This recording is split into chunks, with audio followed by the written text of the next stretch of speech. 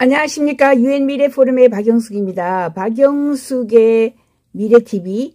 자, AI 넷에 들어오시면 오늘은 조금 어려울 수 있는데 기술 트렌드 2021 가트너에서 조사한 결과를 말씀드려요. 이런 것들은 정말 중요한데 왜 그러냐 하면 주요하게 부상하는 기술 트렌드를 알아야 내가 만약에 뭐 IT라든가 AI라든가 뭐 여러 가지 새로운 기술에 사업을 하거나 회사를 차리거나 직장을 얻거나 할 때 미래가 있는 그런 곳으로 가야지 사양 산업에 접어드는 이런 일자리를 찾아가면 안 되겠죠. 그래서 오늘은 기술 트렌드 2021을 말씀드리려고 그래요. 우리가 뭐 인터넷 다 알고 있는데 행동 인터넷이라는 것도 나왔어요. 행동 인터넷이라는 것은 또 무엇이고 어떤 것이 지금 크게 부상하는지 가트너의 조사 결과를 말씀드려요. 가트너의 하이퍼 사이클에서 이렇게 쭉 올라가서 그죠? 이렇게 쭉 내려가는 기술 트렌드가 있습니다.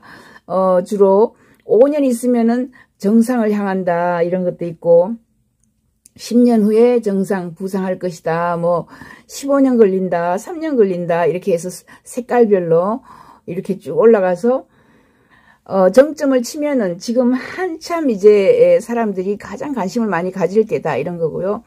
관심을 가지고 나면 정점에서 또 이제 내려갑니다. 내려가면서 거기가 이제 일루전 해서 환상 거기서 80%가 망해요. 대부분의 기술들이 거기서 망하고 살아나오면 그때 이제 생산이 일어나면서 그죠? 생산이 일어나면서 다시 조금씩 올라갑니다. 여기는 살아남아서 큰 하나의 산업으로 변했다 이런 거예요. 그래서 조그만 산업들이 쭉쭉쭉쭉 계속해서 이제 올라와서는 급격하게 1, 2년 만에 그죠? 많이 망하고 빅데이터도 저기 올라갔다가 사람들이 돈 될 거라고 너무나 많은 저기를 했어요. 희망을 걸었는데 내려올 때 그냥 꼭대기 치고 2, 3년 만에 샥 없어졌어요. 사라졌어요. 왜냐하면 빅데이터는 돈이 안 되더라. 빅데이터를 가지고 어떻게 돈을 만들어요? 빅데이터는 정보를 분석하는 것만 있어요. 정보 분석해서 그죠? 올해는 노란색이 뭐 유행이에요. 올해는 뭐가 뭐 그걸 누가 살 사람이 없는 거예요. 그래서 그 빅데이터를 이용하여 아마존, 알리바바, 그리고 구글, 애플, 아마존이 돈을 버는 거죠. 그것을 이용하여서 아마존에서는 물건을 만들어서 물건을 팔아요.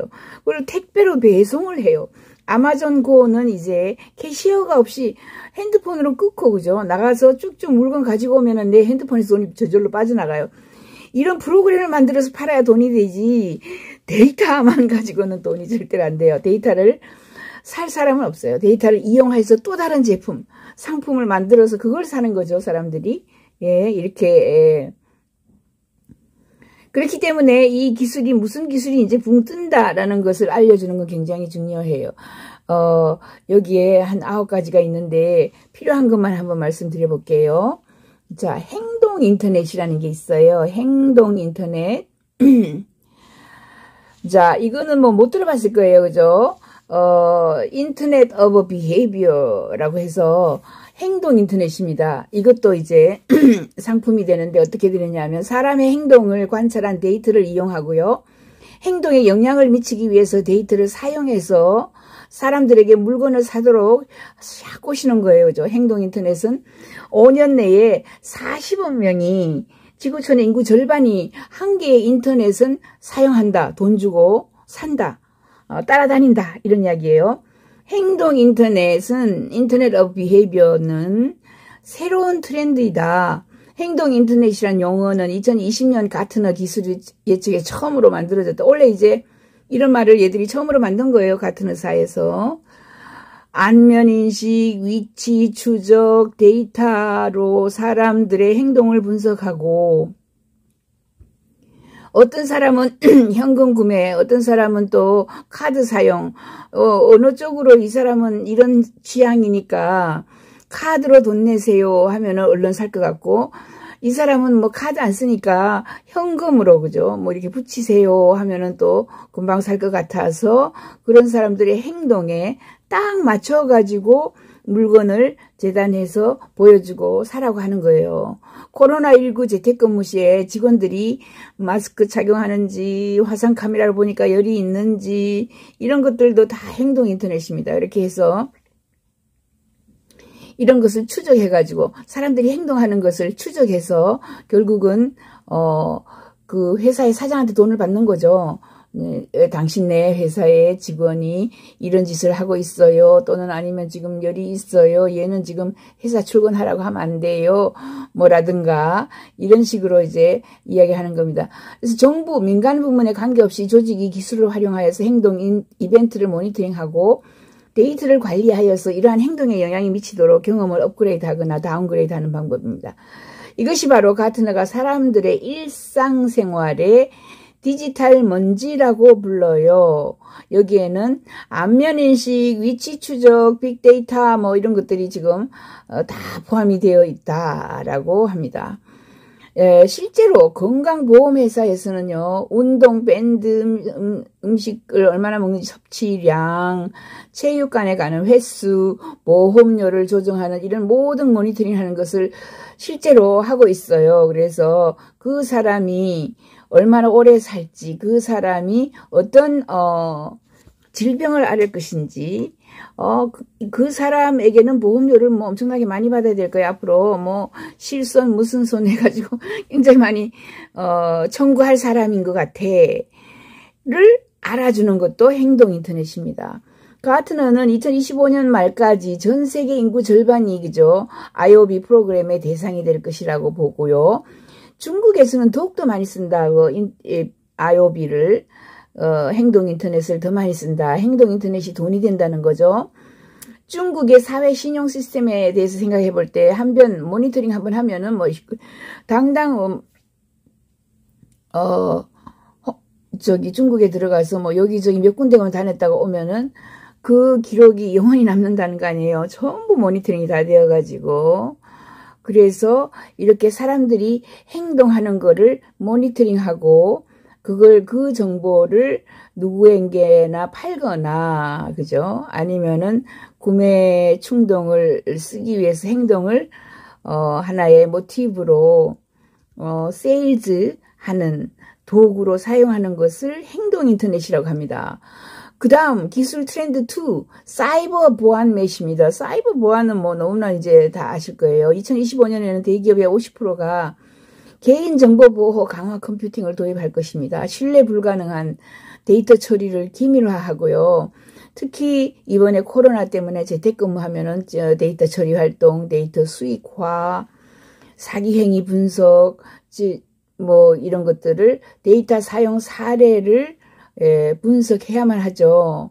이렇게 분석한 것을 기업 변혁이 앞당겨져서 기업의 보유한 자산이 물리적으로 그죠? 논리적으로 보안 경계 밖에 있어요. 밖에 있는 놈을 처음에 안으로 전부 끌어들여오는 이런 앱을 만들려고 이런 앱을 많이 이제 기업에서 사용할 것이다. 사이버 보안 메시 기술 트렌드를 통해 사람들은 자산의 위치에 관계없이 모든 디지털 자산 보안에 접속할 수 있다.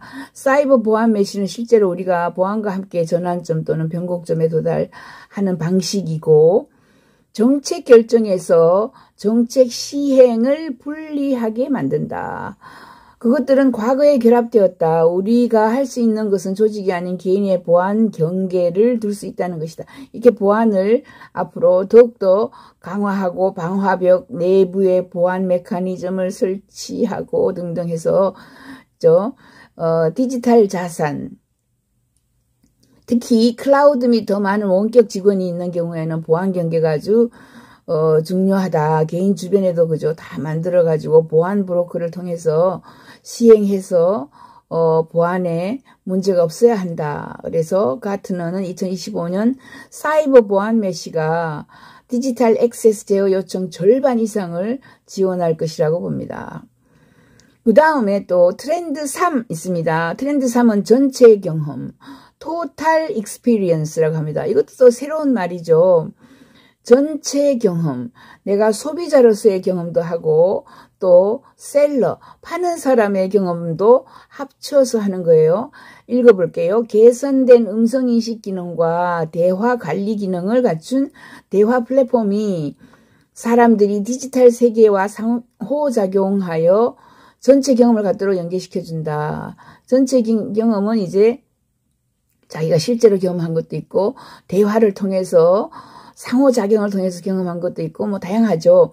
코로나로 비접촉 인터페이스가 일상화되어서 디지털 경험이 크게 변하고 상호작용이 원격화되고요. 가상화되고 분산화되어서 이제 조직들이 전체 경험 전략이 필요하다. 그러니까 뭐 미스터 김 전략, 미스터 리의 경험, 그 다음에 뭐 상무님의 경험 이런 걸 다 한꺼번에 내가 다 알아야 아 이거 쓰니까 사람들이 좋아하고 저거 하니까 싫어하고 뭐 이렇게죠. 또 상호작용이 원격화되어 있어요.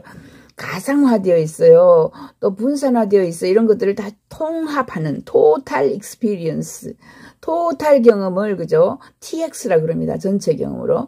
자, 앞으로는 TX가 돈이 된다. 아, 토탈 경험을 갖춰주는 것도 돈이 된다. 작년에 가트너는 다중 경험을 도입했고요. 다중 경험보다 이제 토탈 경험이라고 합니다. 그것은 이제 다중 경험 그 이상의 단계를 토탈 경험이라고 합니다. 앞으로 서로 다른 기술을 사용하는 다중 액세스 모드는 TX, 토탈 경험을 그죠? 고객 경험, 직원 경험, 사용자 경험, 다중 경험 환경과 다 결합을 해야 돼요. 그래서 나 혼자만 써보니까 너무 좋더라. 그런데 노인들은 또 써보니까 뭐 너무 힘들어서 뭐 하기가 힘들어요. 그런 경험을 다 알아야 물건을 잘 팔죠. 서비스를 잘 제공하죠.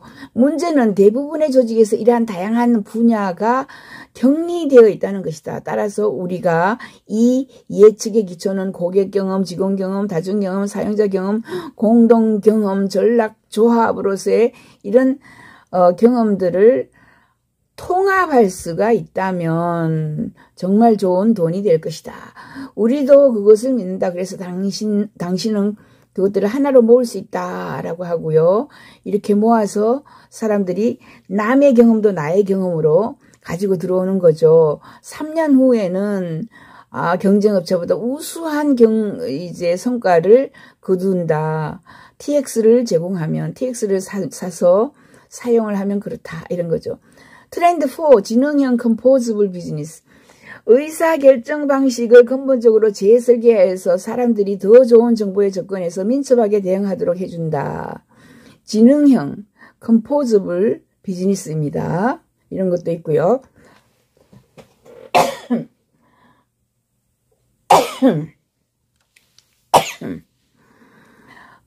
그 다음에 이제 트렌드 5 이야기 할게요. 초자동화. 자동화는 알죠. 자동화 이야기 무진장 하는데 초자동화의 단계까지 갔습니다. 여러 개의 머신러닝도 있고요. 패키지 소프트웨어도 있고 자동화 도구가 많아요. 그런데 그런 기술이 초자동화로 지난 몇 년 동안 엄청난 속도를 냈다. 코로나로 갑자기 강제로 디지털화해야 됐어요. 그래서 전부 온라인에서 일을 하고 온라인상으로 뭐 서류를 보내고 받고 하죠. 그렇게 해서 그런 상황이 발생해서 수요가 급증하였는데 업무 이해관계자들이 초자동화 기술로 자동화할 수 있는 건 모든 것을 자동화해라. 원격 근무를 하니까 그죠. 재택근무를 하니까 뭐 와가지고 뭐 기계 뭐 만져가지고 퉁퉁 두드려서 목사기로 뭐 뽑아가지고 갈 수가 없어요. 전부 온라인으로 보내고 받고 이렇게 하는 거예요. 초자동화는 2021년 또 다른 핵심 트렌드다. 작년에도 최고의 전략 트렌드였다. 이렇게 얘기하는 거예요. 반복적인 수동 프로세스 대신에 온난화하여서 작업을 자동화한다. 자꾸 팩스로 보내라 뭐라 뭐 프로세스가 수동으로 하는 게 아니고 자동입니다. 그러니까 구글 뭐 닥스에 구글 문서에다가 하나 올려놓으면 자꾸 다운받아가지고 뭐 100명이나 뭐 200명 5,000명이 쓸 수 있는 거를 팩스로 보내줘 하면 이 미스터 김, 미스터 리 이렇게 계속 보내줘야 되고 이런 수동 작업이 아닌 이제 그죠 초자동화를 하겠다. 그래서 프로세스 기반 자동화가 이제 초자동화로 간다. 초자동화를 진행하면서 자동화의 범위가 확장되었다라고 버크가 설명한다. 이렇게 돼 있어요. 앞으로는 뭐 자동화라는 이야기하면 촌놈이다. 초자동화 이렇게 이야기해야 됩니다. 자, 분산 지원입니다. 분산된 지원. 이거 무슨 말이냐면 이제 재택근무를 하기 때문에 직원이 한 3,000명 있는데 전부 집에서 일을 하는 거예요. 그래서 분산 지원을 해야 됩니다. Anywhere Operations에서 어디서나 운영이 가능하고 재택근무할 때도 그죠, 운영이 가능하고 분산 인프라로 서비스를 어디서나 관리 경영하고 팔고 물건을 팔고 물건을 배송하고 또 물건에 대한 뭐 컴플레인트를 받고 이런 것들이 전부 분산 인프라로 되어 있어서 누구나 각 가정에서 단추 뭐 3번을 누르면은 거기에 물건 배송이 잘 안 됐을 때 어떻게 추적하는 방법을 알아요. 그죠? 그 다음에 뭐 물건이 가다가 깨졌어요. 배송이. 잃어버렸어요. 그럴 때는 어떤 빠른 속도로 처리를 해서 그 물건을 어떻게 찾는지 이런 것들도 다 이제 분산 지원을 하게 되는 거예요. 기업의 40% 이상이 고객 경험과 직원 경험을 가상으로 실제 혼합된 개념을 적용하게 해줍니다. 어디서나 운영되는 또 다른 전략 추세는 고객을 지원하고 어디에서나 직원을 지원하고 분산된 인프라에 걸쳐 비즈니스 서비스를 배포하는 IT 운영 모델을 만들어 놔야 돼요. 그래서 위치 독립적이고 필요한 지점에서 서비스를 제공하기 위한 이런 움직임이 항상 있었다. 하지만 적어도 3월에 미국과 유럽은 갑자기 재택근무를 정부에서 강제로 강압적으로 시켜버렸어요. 그래서 원격 직원을 지원할 수 있어야 했기 때문에 모든 기업이 가장 돈을 많이 썼고요. 사실 기업이 또 돈을 많이 남겼어요. 왜냐하면 재택근무하니까 아무도 직원이 안 나오죠. 그래서 필요 없는 공간을 전부 처리하고요. 또 영구 재택근무 지원자를 다 받아서 18% 정도 월급을 깎았어요. 18%, 20%. 그래도 너무 좋다는 거죠. 왜냐하면 샌프란시스코에 뭐 마운틴뷰 뭐 이런 데는 돈이 너무 비싸요. 월 아파트만 그죠? 1,000만 원인데 다른 데 가니까 월 200, 300 한단 말이에요.